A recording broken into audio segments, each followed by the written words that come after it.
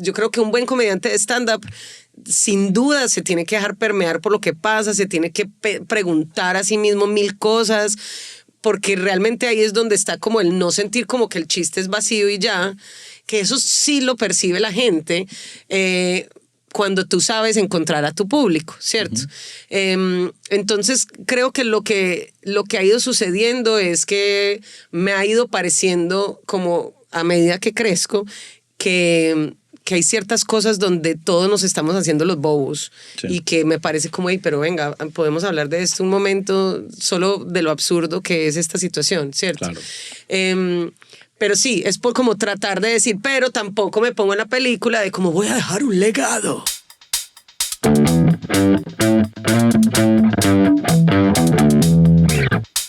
Pues, o sea, primero, yo una vez escuché a Sarah Silverman decir que él era así. Claro. Entonces uno dice, bueno, a ver, yo sí tengo ciertos amigos que son muy estúpidos, hacen ciertas cosas que yo creo que si fuera otro hombre yo los regañaría. Lo que pienso no es que sea defensible lo que él hizo, sino que me parece, o por lo menos a mí me dio menos duro por el hecho de que por lo menos no era hipócrita. Claro. Claro que ese es su humor, eso es lo que le está diciendo todo el día. Él es así fuerte tan, en cambio Bill Cosby convenciendo a todo el mundo de que es un padre de familia y que es súper bien y no sé qué, y sale con la otra. Y eso fue, qué bueno que mencionas Bill Cosby, porque nos mantenemos entre comediantes que de alguna forma todos pagaron como si fuesen Bill Cosby, o muchos de ellos, o al menos por un tiempo. Me recuerdo también a Aziz Ansari, sí, que literalmente tú escuchas ese cuento y era como que un bad date, un día que no, o sea, no hubo química, sí, y ya, y no salieron las cosas, y o sea, no sé mucha más información, pero no pareciera suficiente para que sea ni siquiera noticia, ¿no? O sea, sí, y eso fue un poquito lo que pasó en esa época, ¿no? Exacto. Ahora, que yo obviamente esté en total desacuerdo con que un hombre utilice su posición de poder para que obviamente, claramente, pues no lo excuso, pienso que es, pero también pienso que hay niveles de niveles, como lo acabamos de decir, una cosa es drogar a varias mujeres y hacer una cosa y otra cosa es, pues... Sí, lo que yo cuestiono justamente de Louis C.K. o de eso, que no sé si era una posición de poder de hombre o una posición de comediante, que era como que entre comediantes todos nos permitimos un poquito más ser libres y más locos, yo soy así, y en privado, tú lo sabes, entre muchos comediantes en privado las conversaciones son súper censurables y eso sale a la luz pública porque hay mucha creatividad y ganas de tratar de hacer reír al otro. ¡Mira mi creatividad! Exacto. Entonces, bueno, a veces está mal llevada. Pero bueno, qué buena manera de empezar hablando de Louis C.K. así suavecito, sin controversia. Malditas. Pero bueno, vamos a ser formales y darte la bienvenida a Chiste Interno, Pamela Ospina. ¡Yeah! Qué fino que estés aquí con nosotros. Primera colombiana en el podcast. Ah, ¿verdad? Sí. Colombianos ha habido, pero colombiana solo tú por ahora. ¿Qué otras buenas comediantes colombianas hay por ahí? Pues cada vez hay más, la verdad. O sea, como que hay una nueva ola de muchas comediantes chéveres. Por ahí gira mucho una que le dicen Silvia de Frente. Está otra Rebeca Inos, que es como de one-liners, súper... Hazte de cuenta Anthony Jeselnik. O sea, que es como... one-liner, pero duro. Acabo de decir dos cosas que me enamoran, ¿sabes? One-liners y Jeselnik. Son dos cosas que siento que hacen más falta en la comedia latinoamericana. Sí, total. Sí. No, y cada vez hay más mujeres que de verdad que la están rompiendo, pues, como en todos los sentidos. Y también hay otras que comenzaron con el asunto. Entonces, no, pues muchas mujeres van a pasar por acá seguramente. Qué fino, me alegra. Nos das ahí los datos y las anotamos. Claro que sí. Ya que mencionas one-liners, ¿por qué? O sea, yo siempre me pregunto, ¿por qué los comediantes no recurren más a algo que a mi parecer, es tan efectivo? Pues yo creo que, a ver, como la forma en que yo comencé en la comedia, yo siempre fui fan de la comedia, me crié viendo stand-up porque me crié entre Canadá y Estados Unidos, pero soy de padres colombianos. Y entonces la estructura del stand-up ya estaba muy claro para mí, y cuando llegó Twitter para mí era muy chévere como poder lograr en una línea corta como algo contundente. Lo que siento es que a las personas a veces les falta como esa contundencia, como la claridad de quitar todos porque los latinos somos muy Nos encanta expresivos contar. y contame, y entonces yo estaba en una fila en el banco y estaba tal persona y tal. O sea, como que uno va contando cada cosa. Y siento que falta un poquito como la contundencia de la mamá, que es como, haga eso y la mato, Sí. que es súper directa, ¿cierto? Entonces creo que es eso, que a algunos les falta como simplemente llegar al punto y al juego de palabras también. Hay algo del idioma, lo que tú dices, el español es un poco más persuasivo y el inglés, por ejemplo, es más directo, o sea, Sí. es más práctico. Exacto. Entonces un one-liner a veces puede, o sea, con 2 líneas lo tiene. Es como en la música cuando a veces una canción romántica en inglés puede no sonar tan Pavosa, corny, sí, cliché, sí. babosa. Tal cual. Porque el español es todo rimbombante y lleno de como palabras así como más románticas. En cambio el inglés es como I love you, fuck me. O sea, es mucho más directo. Sí, como argumento a favor de los one-liners y explicarle a la gente, los one-liners son chistes cortos, básicamente, es que primero te obliga a escribir, porque es lo que tú dices, tienes que trabajar el chiste desde su concepción, no puede ser simplemente lo que te recordaste, ¿no? Sino que tratar de que la escritura toma un rol importante, que yo a veces digo que los comediantes a veces subestiman lo importante de escribir, más allá del hecho de pararse en una tarima y hacer stand-up.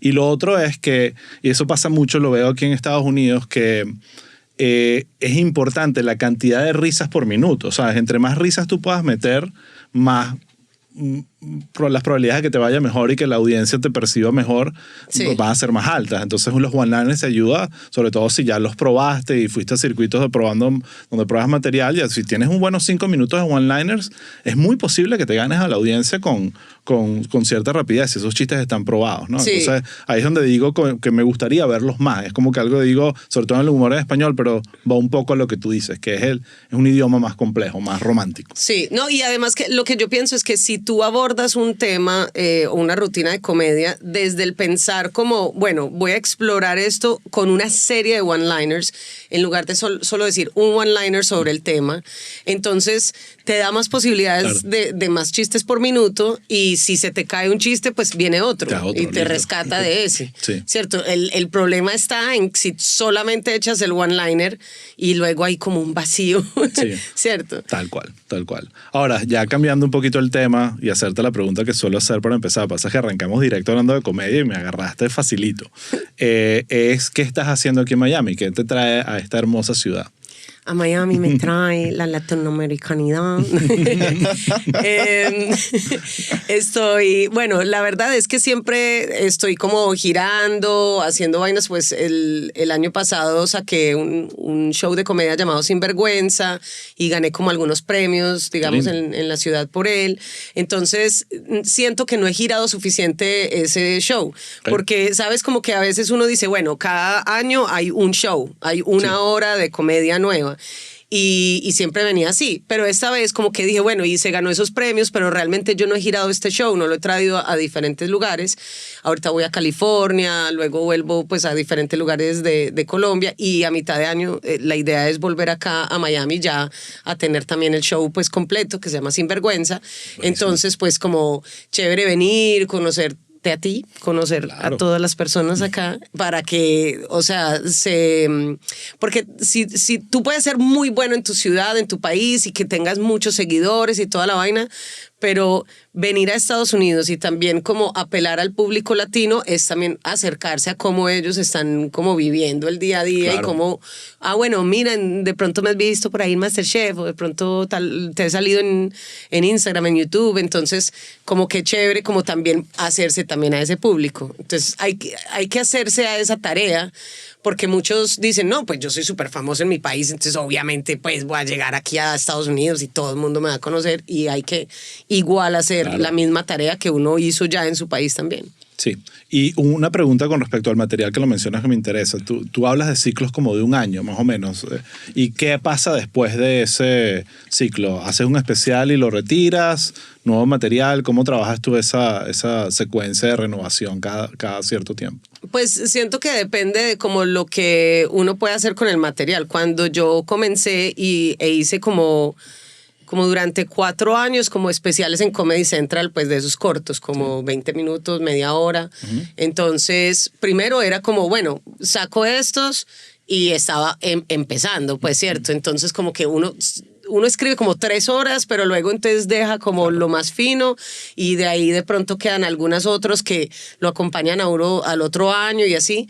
Entonces, también sacando cosas para Amazon Prime, para Netflix, o sea, para los diferentes como plataformas donde he tenido pues trabajo publicado.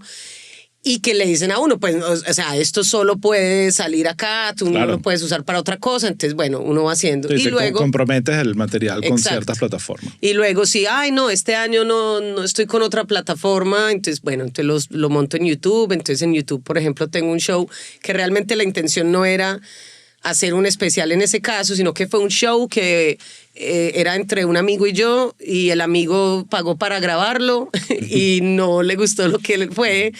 Y los otros me grabaron igual a mí, entonces fue como, ay, pero esa noche fue súper especial, fue una nota. Entonces, bueno, ahí queda como para la posteridad. Y así uno también como que se va forzando de alguna forma como a escribir nuevo material. Y ni siquiera forzando, porque realmente es como, yo tengo un espacio quincenal en Medellín que se llama Probando Comedia. Te quiero preguntar de eso, sí. Y entonces siempre estoy escribiendo material nuevo, siempre. Es como ya el ejercicio, porque finalmente, pues eso es como lo que hacemos, ¿no? Como que es más rico eso, como tal cual. explorar. Y además es como que descubres la utilidad de lo que llamo yo el ecosistema. Tienes tú probando, que es esa maquinita que te está generando material y de ahí, bueno, no sé, el 20%, 30% califica para que eso te ayude en tu especial y entonces una cosa alimenta a la otra y tiene demasiado sentido. O sea, funciona para ti. Sí, tal cual. Y ya, por ejemplo, en Spotify, entonces subí uno de humor negro. Entonces, así, pues como que uno va quemando los cartuchos. Ahora, mencionas una cosa que me da mucha curiosidad preguntarte del estado actual de las plataformas, porque hablaste de Netflix, sé que tuviste un especial ahí, hablaste obviamente también de Comedy Central. Yo soy fanático, mi generación nació, o sea, mi relación con el stand-up se la debo mucho a Comedy Central y el cable, pero bueno, la realidad de Comedy Central ahorita es distinta a la de hace muchos años y en Latinoamérica es otra historia. Entonces, pero tú has tenido varios especiales ahí. Hablaste ahorita de Spotify, YouTube, que es donde lo que usamos nosotros para transmitir y es realmente donde cualquiera puede, no tienes que tener ninguna reunión con ningún ejecutivo para ponerte contenido en YouTube. Entonces cuéntame desde el punto de vista del comediante, ¿hacia dónde va? ¿Dónde crees tú que está el camino de vivir de la comedia con no solo tus shows que haces, sino el material que montas y monetizas? Yo creo que de todos modos, pues en cualquier caso es el hazlo tú mismo del punkero. O sea, en cualquier caso es como autogestión, es uno... porque finalmente así te llamen para una plataforma, te llamaron porque ya tienes los números o porque ya tienes un nivel alto. O sea, no te van a dar la oportunidad. Exacto. Sí. O sea, básicamente es como, ya triunfaste, entonces ven, yo te agarro. No es como te voy a ayudar a triunfar. Así es como era antes. Entonces, pues considero que, por lo menos para mí en este momento, es como yo no voy a esperar como, bueno, esta hora la voy a guardar a Netflix, no. O sea, si me llaman, yo ya tengo la hora, pero si no me llaman, igual esa hora yo voy a hacer algo con ella, ¿cierto? Claro. Entonces, sí, considero que por un lado, pues como que todas las opciones que están como de consumir el contenido igual tienen sus fallas. Pues finalmente Spotify, pues yo subí el especial de humor negro ahí que se llama Chimba de Persona, pero yo no espero que Spotify me pague absolutamente nada por eso, ¿cierto? Como que no, yo ya me vi el video de Snoop Dogg que todos nos vimos, o sea, yo ya sé que eso no paga, pero es más como un ejercicio artístico de uno, como mostrar las cosas, así como Van Gogh no era como, ay, bueno, voy a pintar esto porque me lo van a comprar. Claro. Finalmente, pues vendió un cuadro y se lo compró el hermano, ¿cierto? Sí. Pero es como cuando tú tienes la necesidad de expresión y la necesidad exacto artística como de comunicarte a través de la comedia, lo haces y punto. Sí, y hay beneficios ahorita más fáciles de conectar, como bueno, esto te ayuda con tus shows en vivo, la gente te conoce, entonces cuando estás haciendo promoción, yo vi el material de ella en Spotify de humor negro, y todas esas cosas ayudan a realmente las cosas que tú sí controlas, que son tus shows, tus eventos, ese tipo de cosas. Exacto. Entonces, definitivamente esa es la manera. El solo proceso como de tú grabarte y luego verte y tener que editar, digamos, un reel, tú ya aprendes a editarte a ti mismo también en el escenario. Como que dije la premisa muy rápido y caigo en cuenta, como si yo tengo que cortar este reel acá, esa premisa no se va a entender, entonces repito la premisa y ¿cierto? Como que ya de alguna forma uno sabe hacer ir llevando a la economía verbal, que sería poder lograr ese one-liner o lograr como el chiste de la manera más apretada y ajustada del mundo, porque ya has editado tantas veces, ya has cortado cosas que vos, Pamela, ¿por qué? Yo antes sufría con el inicio del show. Me parecía lo peor, más horrible del mundo, porque yo quería entrar a la tarima y decir un chiste. Y yo, Pamela, vas a entrar a la tarima y vas a decir un chiste, no vas a decir ni buenas noches, ni yo soy Pamela, nada. Vas a entrar a la tarima y yo, buenas noches, yo, ¡cuál puta! Entonces, cierto, como mientras uno como que, quiero ser más como apretada en lo que... Sí. Apretada. En lo que estoy diciendo, es como que uno se va...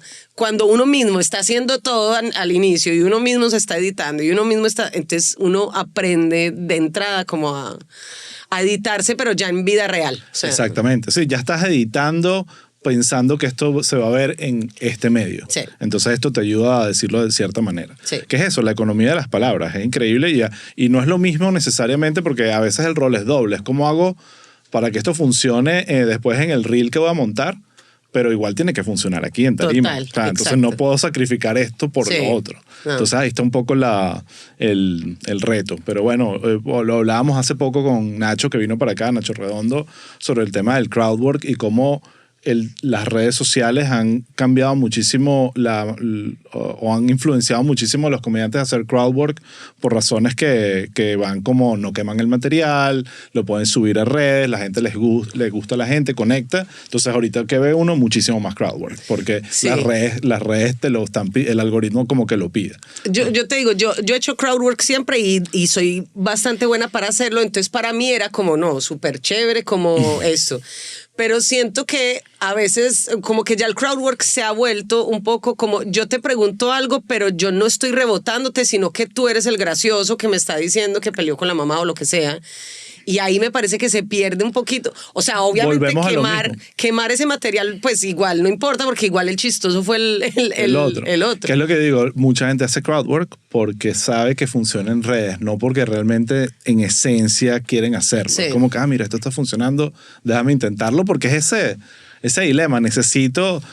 ¿cuántas historias no conoce uno de los comediantes que realmente se hicieron famosos fue en redes y eso los catapultó a poder vender entradas? Entonces este dilema de cómo hago. O sea, cómo hago para seguir siendo yo, pero para conceder en algunas cosas al algoritmo para... Entonces ahí sí veo muchos comediantes que están haciendo un crowdwork mediocre o irrelevante, no algo que no está mejorando su comedia. Sí. Entonces, bueno, pero otros que sí, otros que son, o sea, pueden dedicarse 100% a hacer crowdwork y son unas bestias. Sí. Entonces, eso lo hace interesante. Voy a hacer la primera pausa, aunque no se me olvide, porque aquí hablar de comedia, después se me olvida la parte estructurada de este podcast, para hablar de, por supuesto, Academia Chiste Interno, que estamos haciendo cursos de comedia. Estamos haciendo muchísimas cosas finísimas.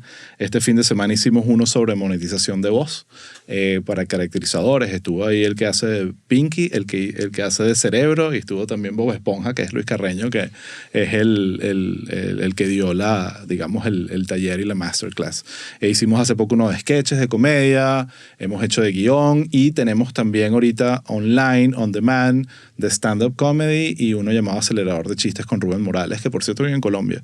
Y él está haciendo muchísimos cursos con nosotros. Entonces, bueno, toda esa información, probablemente cuando salga este episodio van a haber unos 3 o 4 cursos on demand adicionales. Así que vayan a chisteinterno.com/academia y ahí está toda la información, los que pueden hacer desde su computadora, los que estamos haciendo online y los que estamos haciendo presenciales. Así que Vayan para allá y nada, inspírense. Por supuesto, hablar de Astro. Aquí está el gran Adrián, este bello estudio que se llama Astro Studio. Es el que hace posible que esto se vea y se escuche también. En verdad, me encanta. Gracias, Adrián. No, gracias. Aquí todos los invitados vienen y es una reacción similar. Es espectacular. Y Astro se llama Mi Rumba. ¿En serio? Excelente. Sí. Qué cool. Excelente. Sí. Yo tengo el eslogan que es el mejor estudio del universo. Qué risa esa vaina, porque yo creo que el espacio y las fiestas van de la mano. Yo tenía una fiesta que se llamaba Moon Canvas y era también todo un rollo como, ¿qué es? Electrónica, Astro, tu fiesta. Sí, no, pues sí, de todo. Nice. No, ya va, pero ya va. Tú estás hablando que rumba. Rumba, la que... Ah, la rumba. Y esto se Sí. fue para la fiesta. Pero él se fue para rumba de Pero rumbear. rumba, me dijo mi rumba. Y yo, bueno, mira que Mi cool, tiene rumba, una rumba mi allá en fiesta. Medellín. Hace unas fiestas llamadas Astro arrochísimas. Pero cuando dijo como, pero es electrónica, yo pues sí, la verdad sí, yo como que le pongo el... Y tú respondiendo, claro, Sí, ella claro. baila. Ella baila. Con el plato ahí dando. Yo le pongo la musiquita y él limpia con más ímpetu. Claro, tú hiciste rumba de afilar y sí. él pensó que estabas como DJ. Coño, la madre. DJseando. Sí, me pareció que estabas DJseando. Sí. Pasa. Bueno. Nada, la confusión. Es por los sorry. audífonos. Si lo hubiera hecho sin los audífonos, no hubiera... No parecía. Mira, el otro, hablar de un gran aliado que nos ha ayudado muchísimo justamente en esto de academia, que se llama Cascabel Estudios, que son unos aliados de nosotros. Ahí son unos estudios mucho más grandes que estos y no son de podcast, sino de producción de...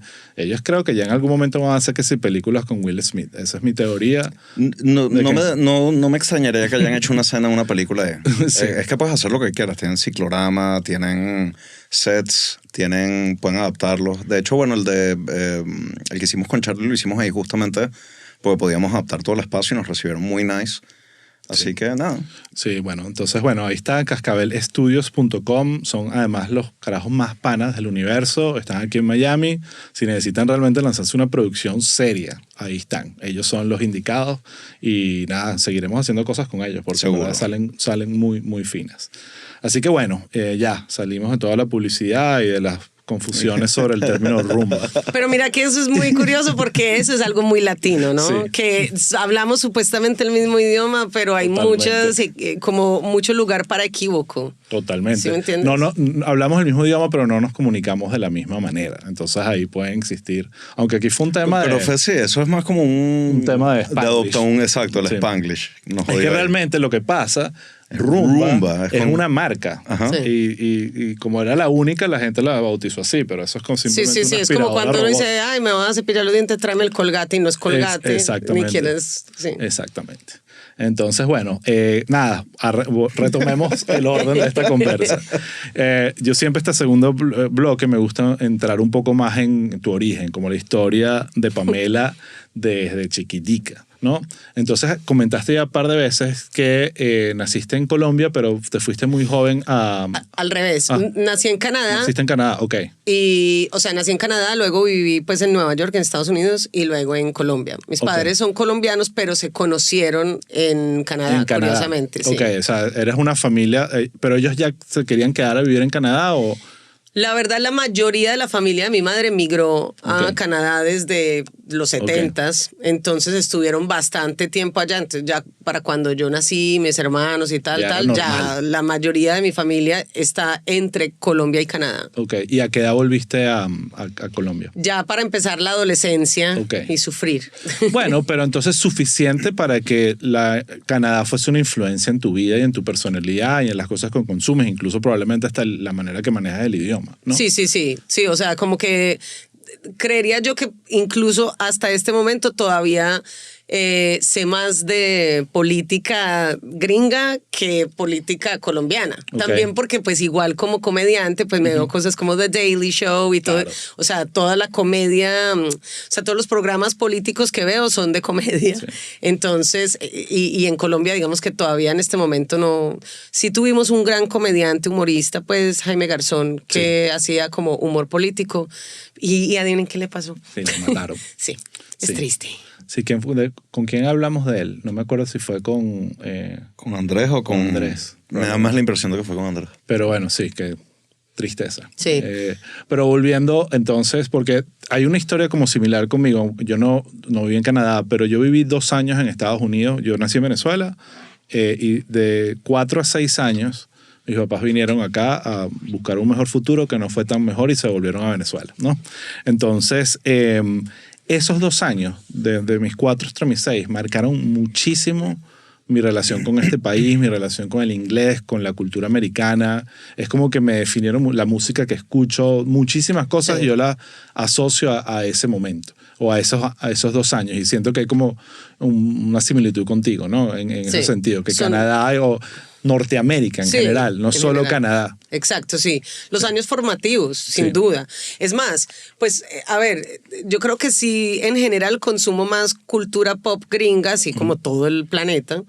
Pero mira como qué curioso que justamente uno de los canadienses más poderosos, Jim Carrey, ¿cierto? Como un comediante, imitador, actor, etcétera. Pues claro, para mí me definió muchas cosas de lo exagerado y de lo larger than life, pues como el humor como tal, y el stand-up en general como que me permeó mucho estando muy pequeña, mientras que en Colombia, digamos que el stand-up realmente pues tiene 20 años, pues, o sea, nuevo. Es muy, muy joven. Entonces, sí creo que me influenció mucho, no solamente obviamente en la carrera de comediante, pero sí en general como una visión de mundo, una forma de ser, sí. ¿Y qué tan duro fue para ti regresar? ¿Qué edad tenías? 9, 10 años. No, ya tenía, o sea, ya iba a cumplir como, es que, o sea, como que inicialmente nosotros volvimos, yo creo que tendría por ahí 10, 11, y después volví a Nueva York y después volví otra vez como ya a los 12, 13, que cuando uno está pequeño uno, ay, mira, estoy paseando, y cuando uno ya está grande como, ay, mis padres como que estaban pasando por un momento difícil en ese momento. Tal cual. Porque mi padre se quedó en una parte, hasta que ya volvieron, se juntaron y ya vivimos en Colombia seguidito. Pero durante, sí, más o menos como esas épocas, o sea, terminando pubertad, empezando pubertad, más o menos, sí. Sí, porque o sea, quiero que me cuentes un poquito más, porque uno puede hasta perder el idioma. O sea, ¿hablabas bien español? ¿Cómo fue volver a Colombia? Yo hablar español así, no conjugar verbo. Hablar muy mal español. No. Y mi mamá insistía en hablarnos, pues, en español en la casa, y éramos como, I don't understand, mom. Y entonces ella era muy como que, culicagao, que me va a entender, pues, lo goleo hasta que me olvide lo que tenga en la mano. Entonces, uno como, ok. Entonces, como cosas como culicagao, hijo de puta, fueron mis primeras palabras en español. Así es. Sí, y ya cuando nos mudamos para Colombia, ya cada vez nos hablaban allá en la casa en inglés para que no olvidáramos el inglés. Y mi madre habla inglés, pues como Sofía Vergara, ¿cierto? Como, claro. Pero sí, como que eso nos mantuvo mucho el idioma. Ahora, ¿en qué momento, o sea, tienes algún recuerdo de tu versión previa a comediante de hacer reír a la gente? O sea, ¿tú eras la payasita del salón o no? O sea, ¿dónde viene tu pasión por hacer reír a las personas? Toda la vida he sido como esa persona. Hay un video como, tendría yo por ahí 8 años y estábamos en un safari de esos que uno va en el carro, y mi hermano mayor es muy tímido, y de eso que se asomó como una jirafa, como por la ventana, y entonces mi hermano empezó a gritar y mi papá estaba grabando, y yo volteo, pero directo a la cámara, yo es que, we're all gonna die. Entonces, desde chiquita tengo como el timing como de la comedia. Entonces, sí, yo creo que siempre, o sea, siempre fue mi manera como de entender el mundo, y también como de expresar ciertas o frustraciones o vainas, porque mi madre es una mujer muy fuerte, entonces a veces dice cosas muy fuertes, entonces yo tenía que saber cómo rostearla, claro. sin que me pegara. Con astucia. Sí, exacto. Entonces siempre como que era encontrar la vuelta inteligente en el humor, como de... Claro. Por eso, de hecho, como que esto del cabareteo, o sea, del crowdwork se me da tan fácil, porque siempre desde muy pequeña como que cogí esto de tener la respuesta rápida a algo, como de no dejarme pues como vencer de algo, porque también dentro de la comedia muchas veces el crowdwork es eso, es como no dejarte robar el show del público. Dejar claro quién está controlando la situación. Exacto. Entonces, siento que todo eso como me fue animando allá eso. Además, soy la hermana del medio, soy Eso la única influye. mujer. Entonces, como que no solo cosas. fue que era un mecanismo de defensa, sino era tu rol dentro de ese grupo, era la que daba risa. Sí, sí, sí. Sí. Siempre. Y también después, digamos, mi primer trabajo en la vida fue dar clases de inglés, ¿cierto? Ok. Pero desde súper pequeña, como 14 años, yo dando clases de inglés. Claro. Entonces, ya cuando daba clases de inglés en la universidad y necesitaba como la atención del crowd. Echaba chistes y no sé qué, incluso como baterista, porque yo estuve como en la primera banda de rock de mujeres, solo mujeres en Colombia. Cool. Entonces, ¿Cómo se llamaba? Lilith. Nice. Y entonces era como pues, la banda como rodeada de hombres y todo, o sea, fuerza femenina total. Y siempre desde la batería yo algún comentario gracioso hacía si pasaba algo, o sea, como que se desafinaba algo. Esto pasa hasta en las mejores familias, pero no al frente de un montón de metaleros, o sea. Sí, pero o sea, eso, manejabas un poco las audiencias y no exacto. tenías pena en tomar ese rol. Sí, sí. Entonces creo que desde todos los ángulos como que el escenario se me hacía como un lugar seguro, como el lugar donde yo podía ser lo too much que soy, sin que fuera como, ay no, too much, sino aplaudido y como, Sí, uy, qué que chévere. encajara con- te quiero que aportara. escuchar, sí. Sí. Ahora, mencionas la música y evidentemente era algo que querías hacer. Probablemente incluso en ese momento querías ser más un rockstar que un comedian, ¿no? En ese momento. Sí, yo en el futuro sacaré algo que se llama Comedy Rockstar porque es como es como cuando la gente dice no es rap, es la cultura, es el hip hop, lo llevas por dentro, es una forma de vida. Eso, Sí. como que la gente me ve y así yo no esté vestida de ninguna forma oscura, está rockera, ¿cierto? Como que me identifican por la actitud, por el carácter, pues también hasta cierto punto como por la música. Bueno, yo y te todo. confundí con DJ, pero I get your point. Sí, sí. No, pero mira, Es la rumba. Fue la rumba lo que te confundió. esto me parece como muy sensual hacer esto, la verdad. Empecé como... Pero no sé si te sorprendería, pero la cantidad de comediantes que han pasado por aquí y han hablado de que lo otro que querían ser era músico, es definitivamente hay una relación ahí. Sí, no, además que es muy rítmico, o sea, por lo menos la comedia mía no solo es las palabras, sino si tú eliges una palabra como que no suena tan chévere para el remate, pero luego tienes una que es más sonora, las pausas del delivery. Sí, y la cantidad también, de sílabas, todo. sí, O sea, todo. el ritmo, todo. Exacto, claro. el ritmo de cómo tú hablas y cuándo echas el chiste y también, pues obviamente en mis contenidos, pues yo también produzco la música que va a salir ahí, ¿cierto?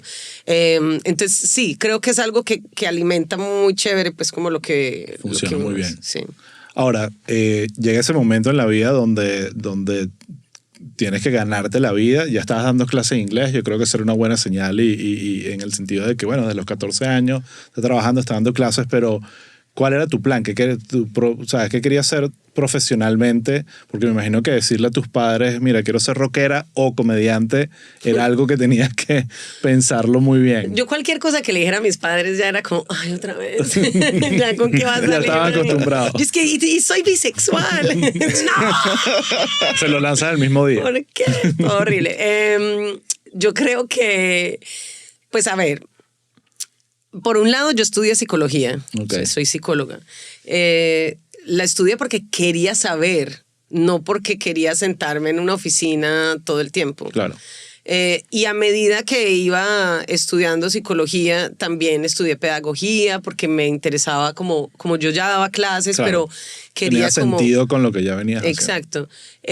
Pero a medida que iba pasando todo esto, también hubo como un boom de la cuentería en Colombia, que no es exactamente obvio stand-up, pero es... ¿Cuál es la diferencia para ti? Mira que, por ejemplo, Andrés López comenzó justamente en los parques y todo haciendo cuentería. La diferencia para mí es, la cuentería es como un formato de narración oral escénica donde tú estás contando cuentos que tienen un inicio, un desenlace, un final, que pueden o no ser tuyos propios. Exacto, que tú no eres el protagonista Exacto. necesariamente.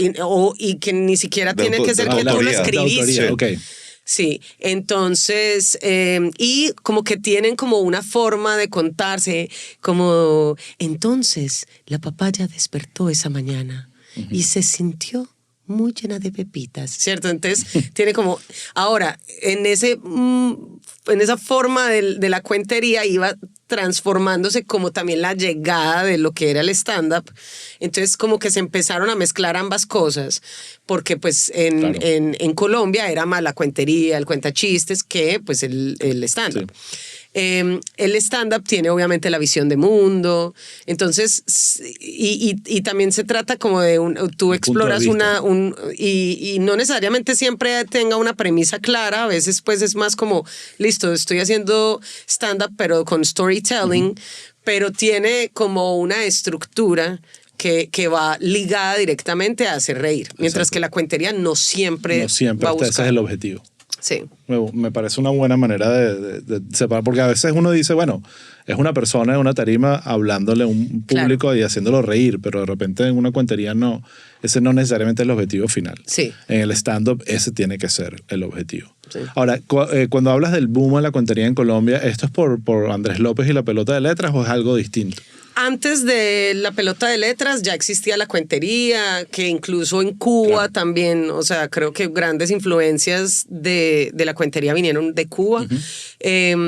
Andrés López es uno de, digamos, los referentes de la cuentería de esta época y él va creando pues la pelota de letras como haciendo en los parques, en el Salitre Mágico, afuera de centros comerciales, van agarrando como la gente, se sientan en el pasto y les empieza a echar cuento, ¿cierto?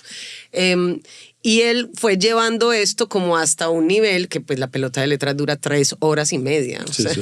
Entonces, no, y 3 décadas y media también. Sí. O sea, ya es como, tiene muchísimo tiempo. Total.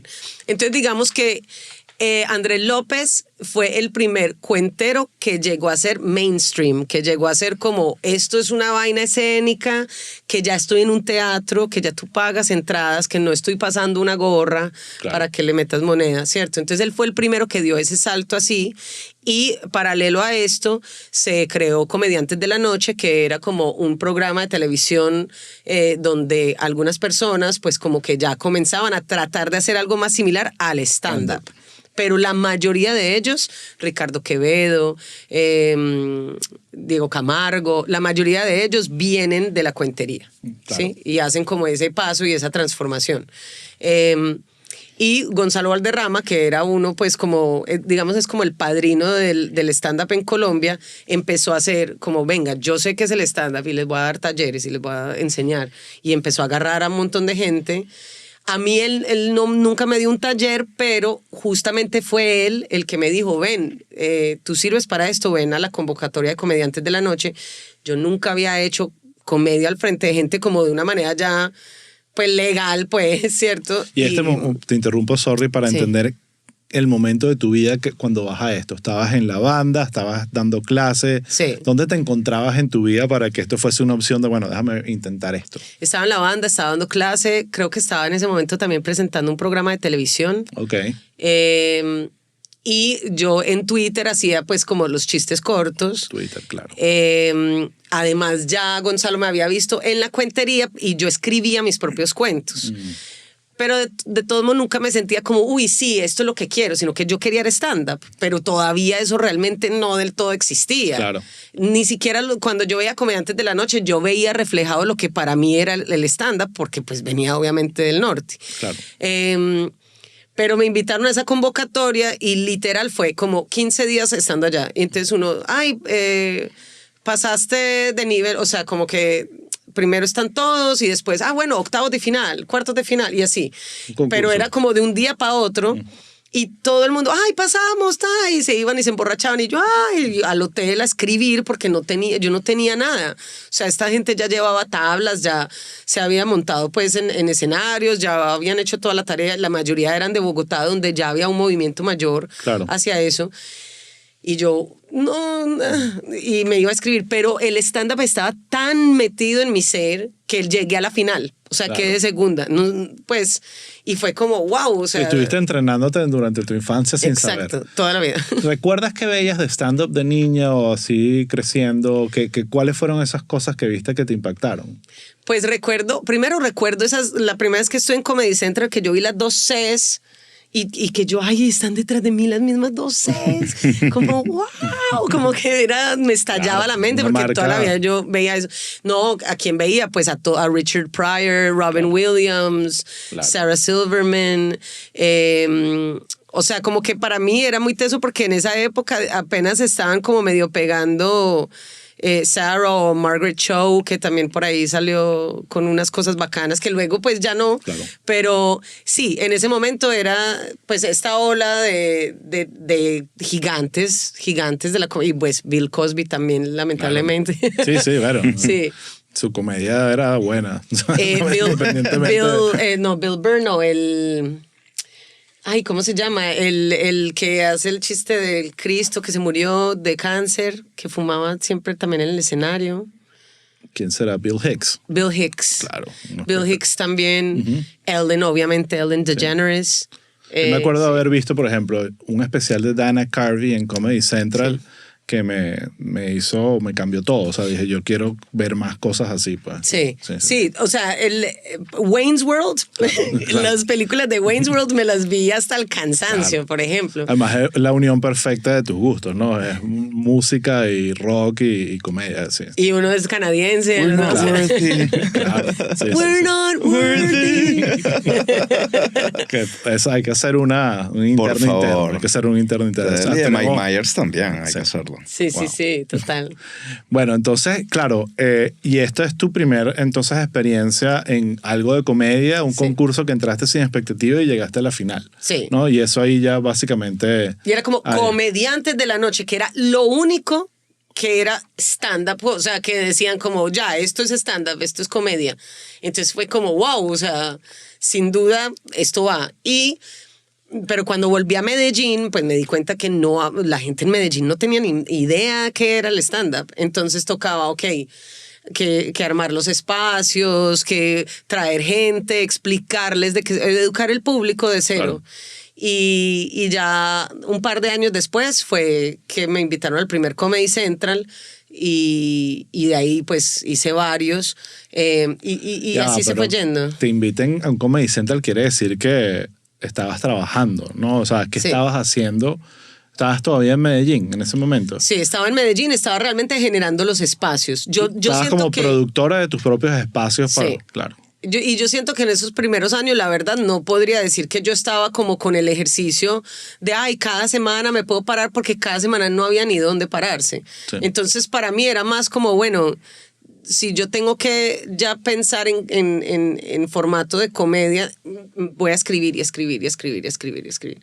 Y era como lo que hacía. Entonces, cuando me daban el chance de, listo, aquí ya vas a hablar, entonces, cosa que de hecho cambié, porque yo, o sea, antes escribía como todas las palabras del chiste, y entonces lo que se lograba era como, y después me di cuenta, claro, es que el stand-up es algo oral, es algo auténtico, que tiene que ver con la oralidad, con el volumen de mi voz, con cómo pauso, con cómo gesticulo. Si entonces, se siente leído, no funciona. Exacto, o sea, si lo escribo así como, no estoy escribiendo como hablo, necesito hablar, así sea una grabadora, claro.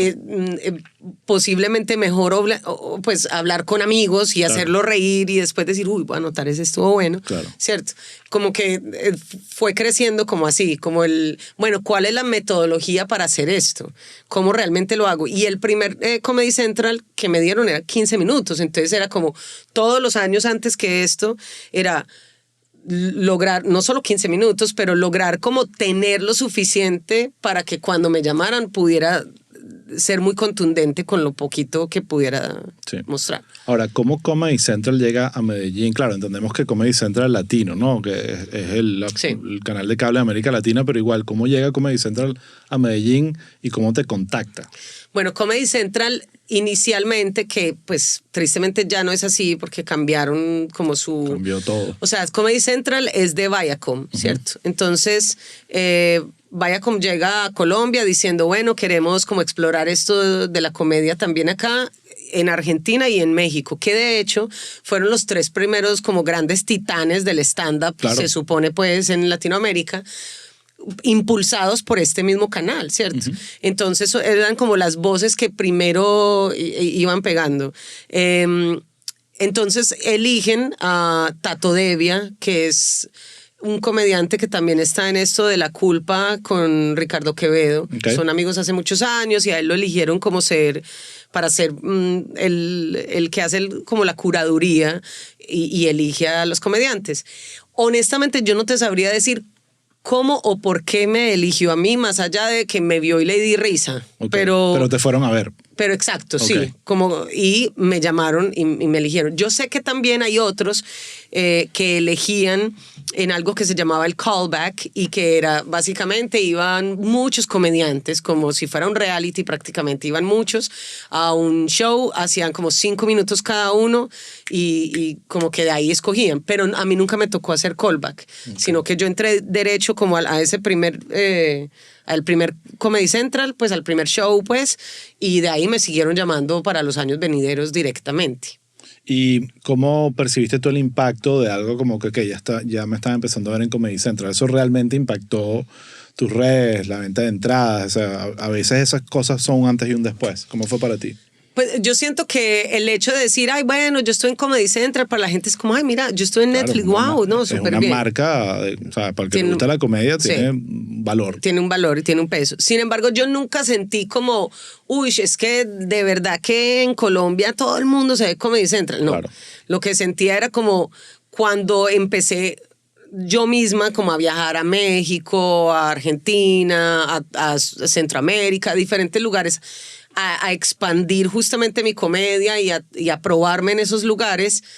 Algunas personas me habían visto por alguno de esos canales.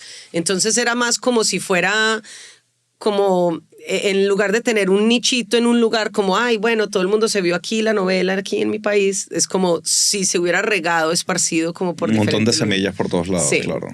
Ahora, tienes esta situación donde te está yendo bien en comedia, estás haciendo Comedy Central, pero también querías tener tu banda, también querías ser una estrella de rock, y ahorita se ve como un paquete perfecto, ¿no? De rockera, comediante, qué maravilla, pero estoy seguro que en algún momento fue un conflicto, ¿sabes? Que los dos estaban peleando por tu atención y por tu definición de qué soy músico, soy comediante. ¿Eso te sigue pasando? ¿Ya lo superaste? ¿O es parte de la fórmula? Explícame un poco cómo manejas eso. Yo creo que es más como porque la comedia es como una amante flexible. Entonces, no. Como que todo lo que tú hagas te sirve para la comedia. Absolutamente sí. Todo lo que vives, lo que te pasa, lo que estudiaste, lo que te contaron ayer, todo te sirve para hacer comedia. Y solo necesitas un micrófono y quizá una luz. Ya. En cambio, en la música es como horas de práctica, que obviamente no hay problema con hacerlo porque uno lo hace porque ama hacer esto. Y tú eres baterista. Sí. O sea, esos primeros shows llevando la batería para todos lados. Sí, exacto. La verdad era un cambio como de, ¿cómo así que yo puedo simplemente caminar, montarme el escenario, agarrar un micrófono y ya? Cuando normalmente era como, consiga dónde meter la batería, cárguela usted sola, así sea mujer, usted es como, cárguela sola, toda la guitarrista ya se entró, la vocalista ya entró, y uno como... Sí. Como tan, y después, listo, móntela. Bueno, afínela según el sitio, porque la acústica es distinta acá, claro. ¿No? Tan, listo, microfonela. Bueno, prueba de sonido, dame redoblante, sí, todo horrible, ese tiempo yo en la comedia estoy como tomándome algo, esperando. Y esa es la parte operativa, pero después la parte económica es que, bueno, ya, aquí está lo que ganamos esta noche. Sí. Repartimos entre 4. Entre 6. Al manager, la vaina. Sí. Entonces, y esta vez es que, todo mío, gracias. ¿Sabes? Hay una diferencia. Hay una gran diferencia. Entonces, pero pues la pasión es la pasión. O sea, claro. Uno no va a dejar atrás como lo que uno ama hacer. Creo que también... sucedió que en el 2020 a inicios tuve un accidente en una moto y quedé con unos dolores. Muy rockero. Soy súper fan. No, casi que metálica, o sea. Sí. Menos mal no llegaste tan lejos como Cliff. Sí, casi que Def Leppard, yo como aquí tocando. No, no, la verdad es que pues como me accidenté y en ese momento sí, claro, pues encima cayó la pandemia y todo lo demás, era como todo junto, ¿cierto? Y creo que desde ahí no solamente pues como reenfoqué ciertas cosas, sino que la misma comedia la analicé de otro punto, porque ahorita tú mencionabas como que bueno, el resultado tiene que ser la risa, y sí estoy de acuerdo, obviamente hay que hacer reír, pero como que entre más he crecido en la comedia, más me he dado cuenta que la conexión con el otro, la complicidad es lo más importante, y que la risa es un síntoma de que estamos entendiéndonos. Una muy buena manera de verlo, claro. O sea, tiene que haber conexión. Exacto. Y que además la eso risa también, es la manifestación de esa conexión. Y entonces yo veo como muchos comediantes como nuevos, jóvenes, que están ahí parados, cagados del susto, que porque no se rieron de esto que acabé de decir. O sea, como que respira, conéctate con las personas. Si no estás como ni conectando, sino que estás ahí como ta, y solo esperando como ta, el gemido del otro. Sí. Entonces no, ni estás gozando, ni ellos están conectando, ni realmente como y la audiencia también percibe eso. Sí. ¿No? Suena demasiado obvio, pero siento que pasa desapercibido por demasiados que intentan en la tarima. Qué buen insight. Total. Sí, entonces como que sí, eso, yo siento que esa conexión ya es otra. Entonces creo que abordo ya todo lo que hago, sea música o sea comedia, como a través de eso, de sentir como, ay, el otro se conectó, pues el otro me está entendiendo. Sí. O sea, no estoy sola. Sí, claro. ¿Cierto? Y también eso informa mis chistes. Porque hace poquito me escribió un comediante de República Dominicana que le dicen El Pío. Claro. Sí, claro, lo estuvo tuvimos aquí. Estuvo por aquí. Lindo. Entonces, El Pío me escribió para agradecerme un consejo que le llegó de tercera mano. Y yo, ¿qué? Entonces me dijo, sí, mira, es que tú le dijiste a Ginita, que es una comediante emergente de Dominicana también muy chévere, que... o sea, que cuando tú echas un chiste está primero la emoción. Uh-huh. Les explico, es como, por ejemplo, yo estoy hablando de la fila en el banco, entonces como que estoy muy brava porque entonces qué cansancio, y puede que tú no hayas hecho fila en el banco, pero tú te conectas con la frustración que yo siento o el cansancio, porque tú sí has sentido frustración o cansancio. Uh-huh. Entonces no tienes que haber vivido exactamente lo que yo viví, así uno evita el tema hack, porque realmente no es que tengo que hablar del baño, aunque todos hablamos pues de temas también en común, pero a lo que voy es que no está en la temática como ay, tú también lo has vivido y por eso me entiendes. Está en la emoción que uno siente. Increíble. Entonces me mandó ese mensaje y me pareció súper bonito. Como, ay, tan lindo. No, es que es un insight perfecto, porque no se trata de piensa exactamente como yo, sino ten empatía en lo que yo estoy sintiendo. Generas esa emoción y ya ahí creas la conexión y la risa. Sí. La risa sí, el punchline. Sí, claro. Sí te entendieron, Trin. Bueno, y justamente porque he visto tu material, he visto tu comedia, definitivamente, aunque yo siempre lo digo y lo repito, que el principal objetivo de la comedia es hacer reír, y aunque suene muy simple, detrás de eso hay muchas complejidades. Obviamente también la risa y la comedia, sobre todo, más que la risa, la comedia está diseñada también para que pienses, ¿no? Sí. Y para hacer pensar. Y yo siento que mucho de lo que he visto tuyo, sin duda, tiene un elemento reflexivo. Tu comedia no es desechable, no es una comedia de la risa fácil. ¿Cómo defines tu comedia un poco? Qué importante, qué importante. Como es de maluco uno como autodefinirse, ¿no? Como es difícil, como, ay, no, usted no me puede. Esta mierda es.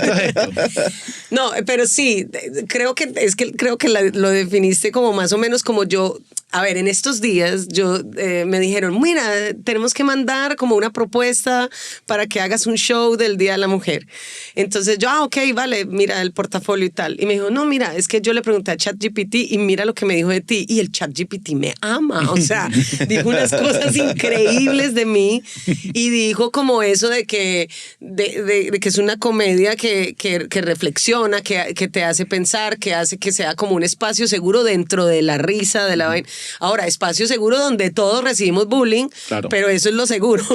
Claro. Seguro. Pero sí, creo que eso... porque la comedia te confronta contigo. Y yo creo que un buen comediante de stand-up sin duda se tiene que dejar permear por lo que pasa, se tiene que preguntar a sí mismo mil cosas, porque realmente ahí es donde está como el no sentir como que el chiste es vacío y ya, que eso sí lo percibe la gente cuando tú sabes encontrar a tu público, ¿cierto? Entonces creo que lo que ha ido sucediendo es que me ha ido pareciendo como a medida que crezco que hay ciertas cosas donde todos nos estamos haciendo los bobos, sí, y que me parece como, pero venga, podemos hablar de esto un momento, solo de lo absurdo que es esta situación, ¿cierto? Claro. Pero sí, es por como tratar de decir, pero tampoco me pongo en la película de como voy a dejar un legado. Claro. Y como, no, o sea, todos nos vamos a morir, nadie. ¿Y cómo te van a recordar?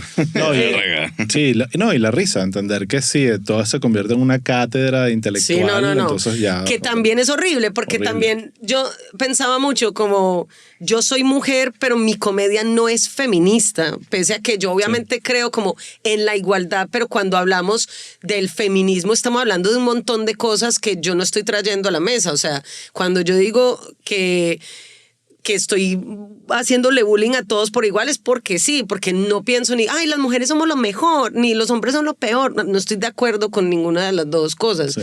Como que soy capaz de criticar como de un punto humorístico a ambos lados. Pero creo que ahí, y no sé cómo lo ves tú, pero creo que ayuda un poco el hecho de que tú pareciera que no eres de ningún lado. O sea, es como que naciste en Colombia, pero estuviste en Canadá, pero después te fuiste a Colombia, eres rockera, eres bisexual, entonces no encajas como en lo que la gente quiere que seas y eso te permite a ti ver las cosas de otra manera. O sea, sí. y es un poco, creo que lo mencionaste en un TED Talk que los que me ayudaron, gracias Pedrito, con el research me pasaron, que me encantó, que hablabas un poquito del deber ser, de la expectativa que tenía tu mamá con respecto a tu cabello, por ejemplo, sí, cosas así. Y creo que de alguna forma, aunque eso genera conflicto y genera roce y no siempre es fácil llevarlo, es materia prima exquisita para un comediante, porque de ahí es que puedes ver las cosas distintas y de alguna forma levantar la mano y que, mira, yo estoy viendo esto de otra manera y eso es lo que el tema observacional es lo que ayuda. Sí, total. Yo creo que de hecho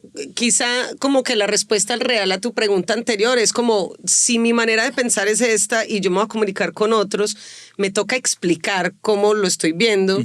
Y claro, yo de chiquita no pensaba, ay, pienso diferente a todos los demás, sino que como que fui como pasando de curso en curso con personas diciéndome, es que Pamela es tan loquita, Pamela es loca, tan loca. Y yo, pero ¿por qué loca? Como que, pues, por extrovertida, no, por gritona, no, realmente era siempre como mi punto de vista que de alguna forma, claro, no encajaba como con ciertas formas, como las mujeres como, ay, bueno, tú canta, y entonces todas cantaban como Celine Dion y yo cantaba como Janis Joplin.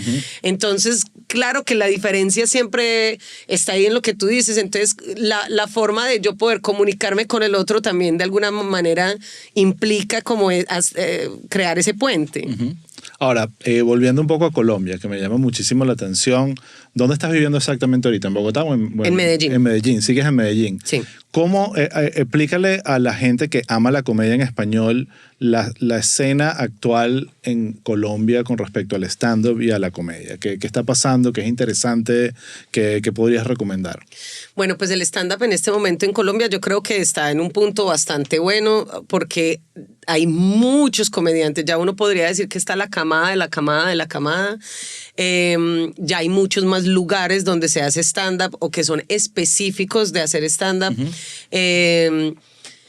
Lo único que podría decir yo que no existe de una forma como quisiera uno es como esa figura de o el manager de stand-up o el productor de stand-up. Realmente hasta el momento es más como que un comediante se pone la camiseta y bueno, entonces yo voy a producir el show.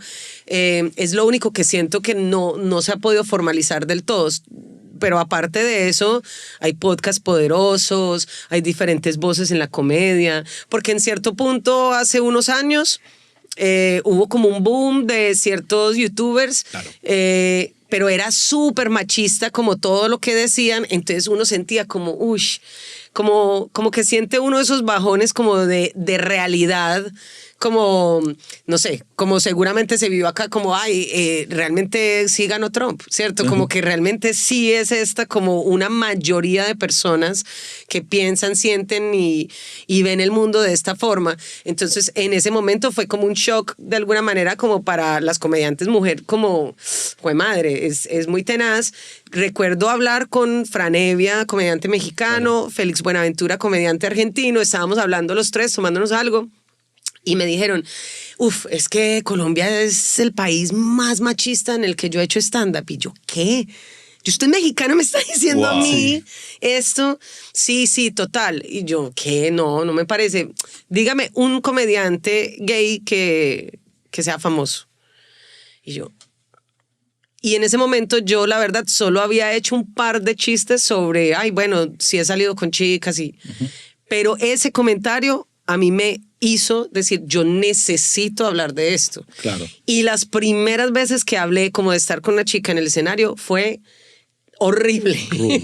Fue rudísimo, era como, porque es como, ¿cómo vas a hablar? O sea, tú puedes hablar del pipí como quieras, del tamaño, de la flacidez, del todo, pero hablas de una vagina, es como, ojo porque es sagrada, porque de ahí salió un bebé, pero no de todas las vaginas salió un bebé. No digas eso.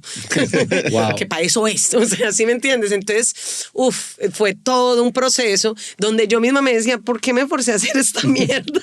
Claro. O sea, como eso de que yo decía ahorita, como yo no tengo que ser como la campeona de ni mierda, pero a la vez como de cierta forma me ha tocado como ser esa que rompe... Sí. Como algo que no estaba roto antes, que en otros países sí, pero que en el mío todavía no. Das en algo clave, que es como que hay veces que es ¿sabes? Llevar la bandera, de querer llevar la bandera de algo por ser un rebelde sin causa o con causa, a veces no es así, a veces te dan la bandera y es, mira, te toca a ti hablar de esto porque tú lo representas mejor que nadie. Sí. Y no es algo que no necesariamente estabas buscando. Sí. Y yo creo que justamente con la comedia, y qué bueno que lo mencionas, el tema de identidad tienes que manejarlo con mucho cuidado, porque no te puedes limitar a solo eso como comediante. Tú como un comediante siempre quiere tener el rango de todo lo que le está pasando en la vida y que la identidad sea un elemento más para hacer comedia, pero no un elemento que lo defina en su comedia. O sea, sí.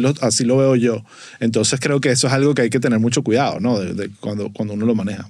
Sí, total. A mí, por ejemplo, o sea, siento que me pasa, por ejemplo, con los temas de sexo. Entonces son los que más se viralizan. Entonces luego, pues es que esta mujer y hablando de sexo.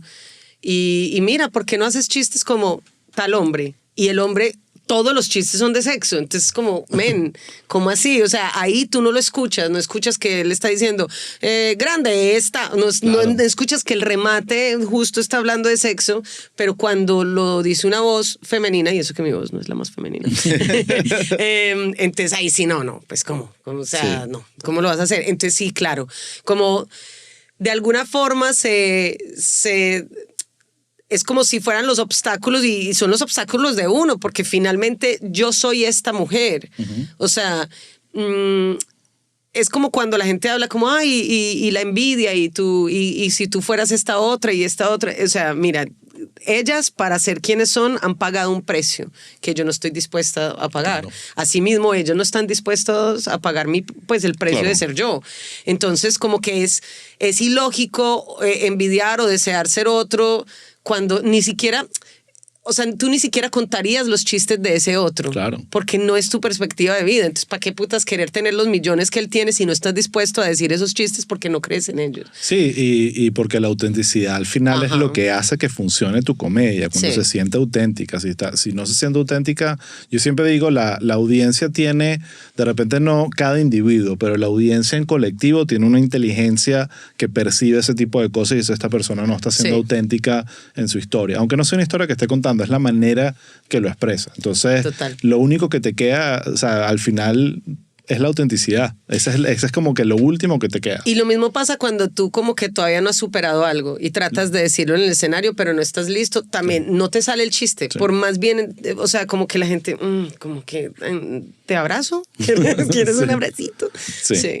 Bueno, y ahí me lleva a otro punto que te quería preguntar. Lo hablamos un poquito antes, pero quiero que entres un poco más en detalle de esto de probando, que es justamente, creo que responde un poco a lo que estábamos hablando antes de esta necesidad de los comediantes de crear espacios. Bueno, no hay un productor que lo hago yo mismo. Más o menos eso fue el origen del proyecto. Sí, literal fue como una combinación de varias cosas. En ese momento yo veía que otros comediantes llegaban y hacían un show e invitaban a alguien emergente a pararse con ellos y no lo sacaban en el afiche, no lo sacaban en el video, no lo sacaban en el aplauso final. Como que yo sentía como qué sentido tiene si uno ya tiene un recorrido, no, entonces hagan ustedes como solitos las cosas o no, como también poder ayudar. Y también, pues por el otro lado, tener un espacio donde se pudiera como crear comedia, donde yo pudiera pues crear mi próxima hora e improvisar, cada vez sentirme más cómoda en el escenario, también de paso pues grabar y todo. Entonces se creó, ya vamos para 7 años. Ya. Wow. Y cada 15 días. Cada 15 días y siempre me toca probar material, siempre, o sea, obligadísima de mi parte, o sea, lo tengo que hacer.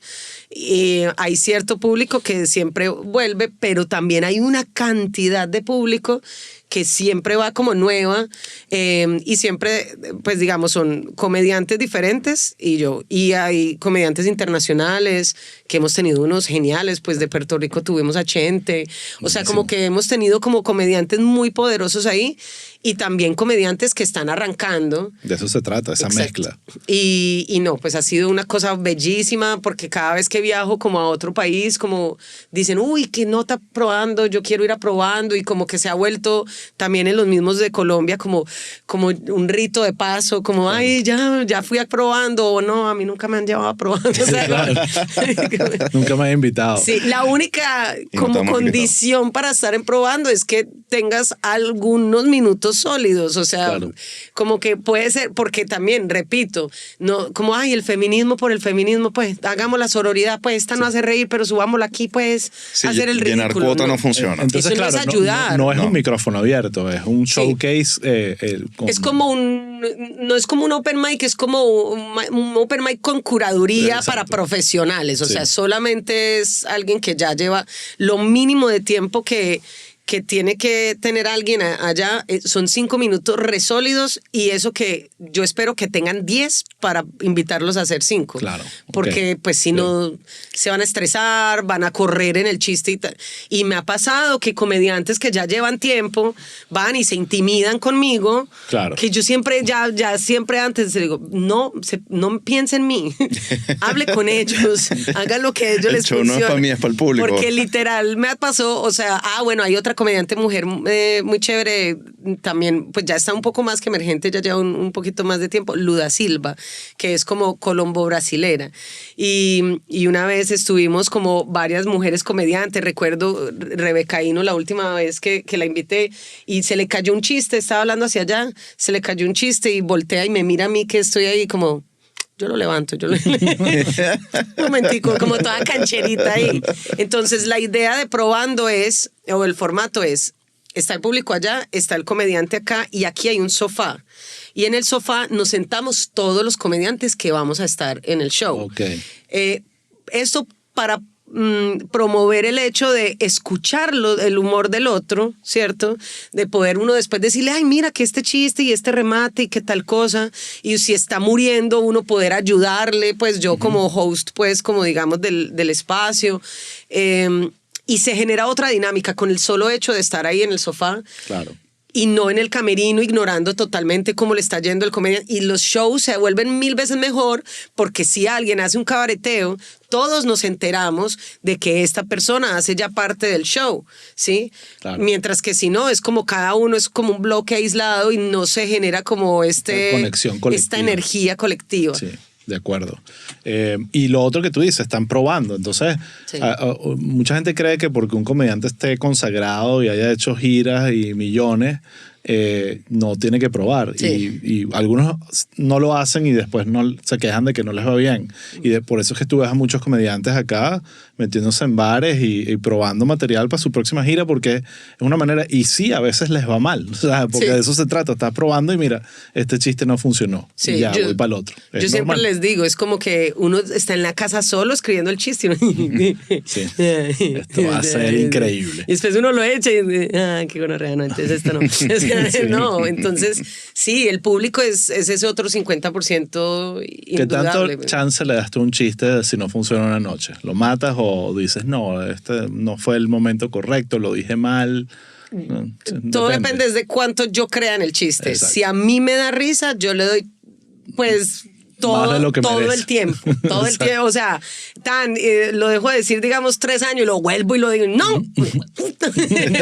Pero Algún sí. día llegarán. En cambio, hay otros que murieron en la boca de uno, ni siquiera en el público, sino que uno lo va diciendo y uno no me convence. Y mientras uno le dicen, ya no lo tiró bien, porque ya en el proceso ya uno le perdió la fe en media oración. Claro. Y entonces ahí, pues el chiste es. No. Sí. Bueno, voy a hacer la última pausa antes de que entremos en nuestra recta final de Patreon para hablar de cosas muy importantes, Adrián. Primero, nuestro hermoso canal de YouTube. Ya lo rebrandeamos, está lindo con la nueva imagen de Chiste Interno, estamos muy felices con el cambio de imagen y en ese canal de YouTube están todos los episodios que estrenamos los domingos. Los martes estamos estrenando episodios de Chiste Interno, que es más como conversaciones específicas de comedia, sobre especiales de stand-up o película. Ahorita nos va a tocar hacer uno de SNL, Saturday Night Live, con lo de los 50 años, que han hecho un montón de contenidos increíbles. Y bueno, ahí estamos lanzando contenidos todas las semanas, todo el tiempo. Por favor, vayan al canal de YouTube, le dan like, se suscriben, comparten, comentan, le dan a la campanita, todas las cosas que YouTube nos pide hacer para que ese algoritmo se active. Y bueno, ahí estaremos esperando. Escriban simplemente en YouTube Chiste Interno y ahí aparecemos segurito. Lo otro es nuestro Patreon. Ahí está nuestra querida comunidad, ahí cada vez creciendo. ¿Cuántas horas, vos? Esta semana no saqué la cuenta. Yo voy a decir como 85, más de 85 La horas. última dijiste 90. Bueno, entonces, espero que digas más. Bueno, voy a decir 92 horas, no sé, muchas horas Es que es extra más, sí. de contenido adicional, incluyendo este episodio y otros que estamos haciendo, que dejamos los episodios completos hasta el final, solo para nuestra comunidad de Patreon. Además tenemos en la comunidad nuestro chat de Telegram, que por ahí tomamos foticos, compartimos lo que estamos haciendo, lanzamos los links de los estrenos y también de vez en cuando repartimos entradas o descuentos para eventos que estamos haciendo solo para nuestros Patreons. Así que nada, por favor, vayan allá a Patreon, escriban Chiste Interno y son $5. Eso no es gran cosa ya. O sea, con la inflación mundial, $5 no es nada. No enriquecen ni empobrecen a nadie. Pues, entonces, bueno, ya saben, por favor, vayan por allá, ahí estamos. Y también, bueno, síganos en las redes sociales y esas cosas que utiliza la juventud. Los pavos. Exactamente.